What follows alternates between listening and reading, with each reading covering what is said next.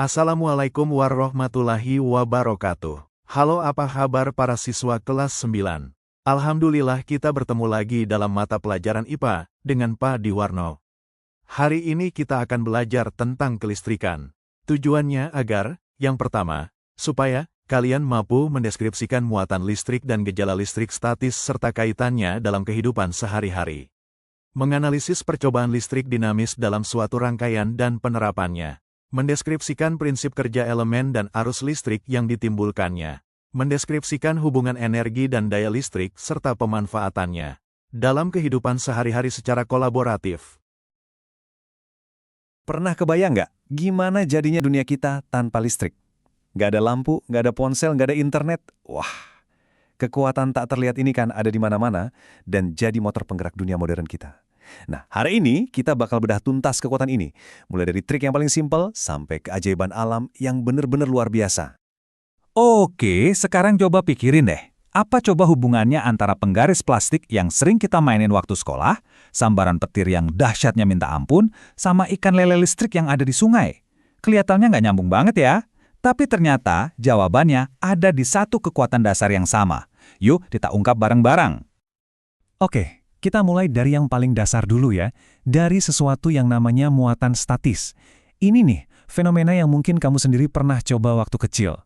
Semacam sihir sederhana yang sebenarnya adalah inti dari semua hal tentang kelistrikan. Masih ingat kan percobaan simpel ini? Kita ambil kertas, sobek kecil-kecil, terus gosok-gosok penggaris plastik ke rambut yang kering. Pas penggarisnya kita deketin, tahu-tahu sobekan kertasnya kayak hidup sendiri, lompat dan nempel ke penggaris. Apa sih yang sebenarnya terjadi di sini?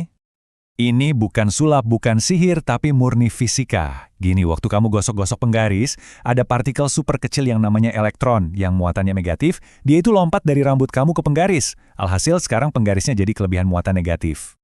Nah, kejadian inilah yang kita sebut listrik statis. Kenapa statis?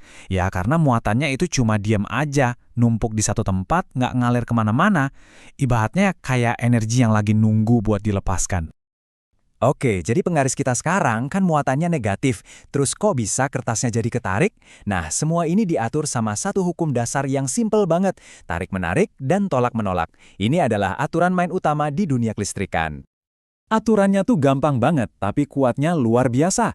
Seperti yang bisa kita lihat di sini, kalau muatannya sejenis, positif ketemu positif atau negatif ketemu negatif, mereka bakal tolak-tolakan.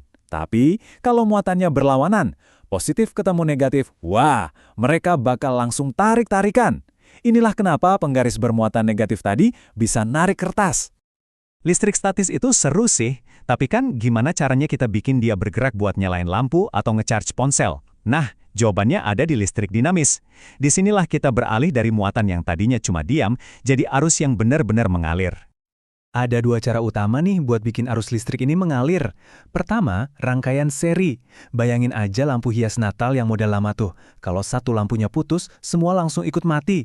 Nah, itu seri. Tapi ada juga rangkaian paralel, di mana setiap lampu punya jalurnya sendiri. Makanya listrik di rumah kita pakainya paralel. Jadi kalau satu lampu di kamar mandi putus, seisi rumah nggak ikut gelap gulita. Eits, tapi jangan salah sangka. Manusia itu bukan yang pertama loh jago soal listrik. Alam ternyata udah jutaan tahun lebih dulu menguasainya. Di bagian ini, kita bakal lihat beberapa kekuatan super listrik yang ada di alam. Dan ini benar-benar bikin kita takjub. Coba deh lihat daftar hewan-hewan super keren ini. Mulai dari belut listrik yang udah terkenal banget, sampai hiu martil. Sulit dipercaya ya, tapi semua hewan ini udah berevolusi buat bisa menghasilkan dan memanfaatkan listrik. Mereka ini ahli-ahli listrik sejati dari alam. Dan ini bukan main-main loh kekuatannya. Contohnya lele listrik air tawar ini, dia bisa menghasilkan sengatan sampai 350 volt. Sebagai perbandingan aja nih, stop kontak di rumah kita itu kan cuma sekitar 220 volt. Itu lebih dari cukup buat nyetrum mangsanya loh. Terus buat apa sih kekuatan super ini? Ya, gunanya banyak banget buat mereka. Dipakai buat berburu dengan cara menyetrum mangsa, buat melihat di lingkungan yang gelap, dan tentunya sebagai senjata pertahanan yang super efektif buat ngagetin predator. Oke, dari keajaiban dunia hewan, sekarang kita balik lagi ke kehidupan kita sehari-hari.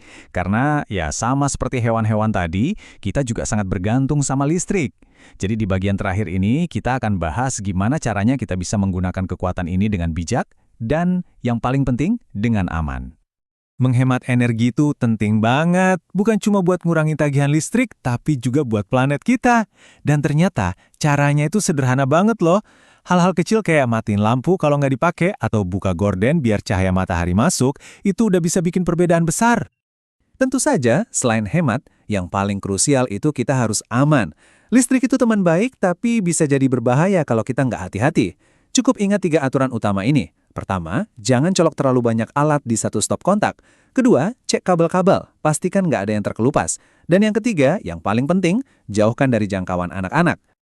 Jadi, kita udah lihat perjalanan listrik, mulai dari trik iseng penggaris sampai ke kekuatan super di alam. Kekuatan tak terlihat ini benar-benar membentuk dunia kita kan?